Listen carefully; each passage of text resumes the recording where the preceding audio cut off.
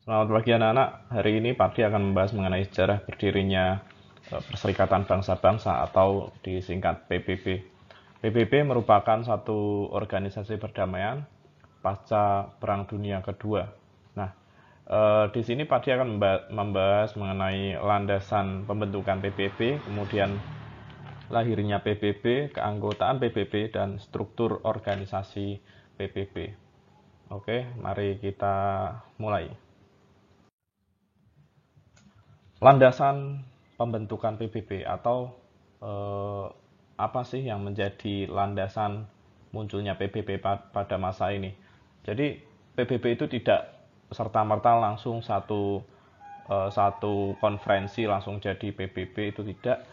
Ada beberapa kejadian yang harus dilalui sehingga muncul organisasi yang dinamakan Perserikatan Bangsa-Bangsa.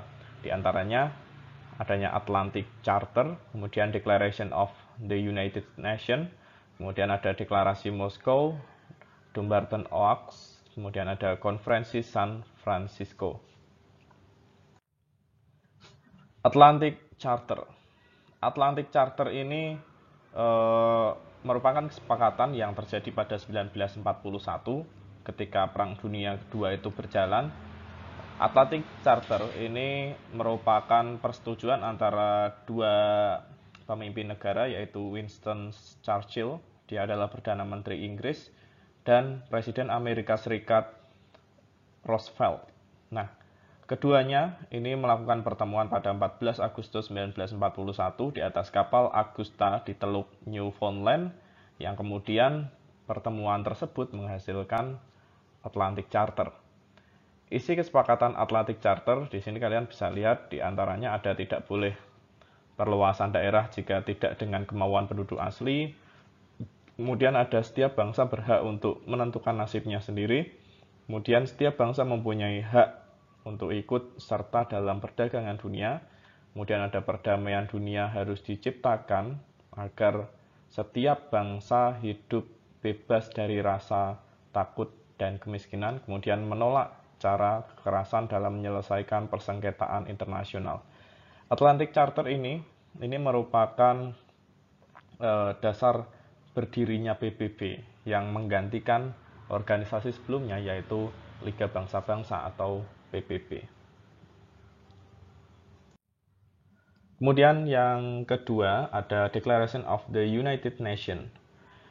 Declaration of United Nations ini merupakan deklarasi yang terjadi pada 1 Januari 1942, merupakan persetujuan dari 26 negara yang kemudian tujuannya itu hampir sama dengan Piagam Atlantik atau Atlantic Charter sebelumnya, dan yang menandatangani di sini ada 20 negara yang kemudian memunculkan satu deklarasi namanya Declaration of the United Nations. Yang ketiga ada Deklarasi Moskow. Deklarasi Moskow ini terjadi pada tanggal 30 Oktober 1943 di Moskow, Uni Soviet, yang kemudian dihadiri oleh beberapa negara, diantaranya ada Inggris, Amerika Serikat, Rusia, dan Cina. Inti dari pertemuan deklarasi Moskow ini adalah perlunya menetapkan adanya satu badan perdamaian dunia untuk mendamaikan peristiwa pada masa itu ada Perang Dunia Kedua. Selanjutnya yang keempat ada Dumbarton Oaks di Washington, Amerika Serikat. Di sini terjadi pada tanggal 7 Oktober 1944 yang melakukan pertemuan pada masa ini, yaitu Amerika Serikat di bawah Franklin D. Roosevelt, kemudian ada Joseph Stalin dari Uni Soviet, kemudian ada Winston Churchill dari Inggris, dan terakhir ada Chiang Kai-shek dari Cina.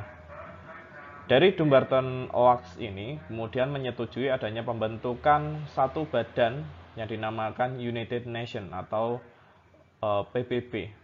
Istilah United Nations ini pertama kali disebutkan oleh Franklin D. Roosevelt pada tanggal 1 Januari 1942. Kemudian yang terakhir, ini adalah pertemuan dari tiga pemimpin besar ketika Perang Dunia kedua, yaitu konferensi San Francisco pada tanggal 26 Juni 1945 yang mempertemukan diantaranya ada Joseph Stalin, Churchill, dan Roosevelt yang kemudian menghasilkan adanya konferensi San Francisco. Konferensi ini sendiri diadakan tanggal 26 Juni 1945, kemudian dihadiri oleh 50 negara yang berhasil menyetujui piagam perdamaian atau dinamakan Charter for Peace. Nah, kemudian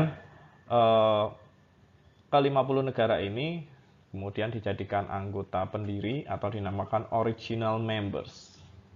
Dan tanggal 24 Oktober itu resmi dijadikan hari lahirnya PBB dan dinyatakan dalam sidang pertama di London pada tanggal 10 Januari 1946. Sejarah lahirnya PBB. Jadi di sini Pak Ardi akan menjelaskan sekilas tentang PBB, diantaranya sejarahnya dan kemudian tujuan didirikannya PBB. Sejarah dari pendirian PBB itu terjadi pada 24 Oktober 1945, tadi yang Pak Ardi jelaskan mempertemukan 50 pendiri dari PBB, kemudian dihadiri oleh 5 negara besar atau the Big Five pada masa Perang Dunia Kedua, yaitu ada Amerika Serikat, Inggris, Prancis, Uni Soviet, serta Cina. Dan kemudian ditambah 50 negara pendiri. Nah, apa tujuan dari didirikannya PBB? Tujuannya diantaranya yang pertama memelihara perdamaian dan keamanan internasional, kemudian mengembangkan hubungan persaudaraan antar bangsa, kemudian mengadakan kerjasama internasional dalam bidang ekonomi, budaya, dan keamanan, dan yang terakhir sebagai pusat penyelarasan segala tindakan bersama terhadap negara yang membahayakan perdamaian dunia. Jadi di sini sudah tercapai satu bentuk organisasi yang menaungi adanya perdamaian di dunia. Organisasi ini sangat berbeda dengan LPB karena skop dari PBB itu lebih luas, yaitu satu dunia. Kalau LPB sendiri itu negara-negara besar yang muncul pada Perang Dunia Pertama saja. Kemudian keanggotaan PBB, seperti yang sudah Pak Adi jelaskan, setelah adanya penandatanganan deklarasi Washington tadi, itu menghasilkan beberapa anggota, ada 50 anggota tetap, dan kemudian berangsur-angsur setelahnya itu bertambah satu persatu, dan hingga sekarang ini anggota PBB sudah lebih dari 50 negara tersebut, sudah mencapai satu dunia. Kemudian struktur organisasi PBB. Jadi PBB memiliki struktur yang sangat kompleks sekali. Namun di sini ketika masa awal itu barulah muncul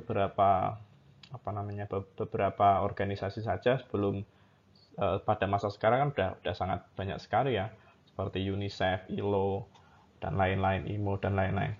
Nah, pada masa dulu itu, pada masa awal masih sangat sederhana sekali, yaitu diantaranya ada Majelis Umum, yaitu General Assembly, kemudian ada Dewan Keamanan atau Security Council, kemudian Mahkamah Internasional atau International Court of Justice, kemudian Dewan Perwalian atau Trusteeship Council, kemudian Sekretariat atau Sekretari, dan yang terakhir ada Dewan Ekonomi dan Sosial atau Economic and Social Council. Untuk lebih lengkapnya, kalian bisa baca artikel yang Pak Ardi cantumkan di deskripsi. Oke, cukup sekian penjelasan yang sangat singkat mengenai United Nations atau PBB. Untuk lebih lengkapnya, apabila kalian mengalami kesulitan atau penjelasannya terlalu cepat, bisa ditanyakan langsung ke Pak Ardi. Oke, cukup sekian. Terima kasih.